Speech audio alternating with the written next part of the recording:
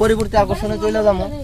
আচ্ছা, আপনি কি যাত্রাতে যেগুলো হয় রাজা রাজা রানীরা অভিনয় করে, ওগুলা ডায়লগ বলতে পারেন? অবশ্যই বলতে পারি, কেন পারি না আমি?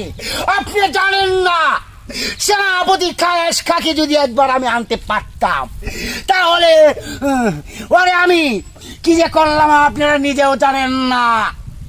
ও আমার সাথে চিটারি করেছে, বাটপারি করেছে, আমার ভালোবাসা সে খাইটা নিয়ে গেছে।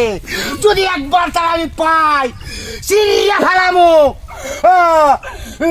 কি অনেক সুন্দর হচ্ছে। এটা কি রাজার কথা ছিল না? এটা রাজার না তো, এটা সাধারণ হোয়াইটিন্স ভিলেন। ও, আমিও একটু টেনশনে ছিলাম, আমি রাজা তো এইভাবে কথা বলা। না, রাজার ভাড়া আছে একটা, রাজার ভাড়া শুনবে।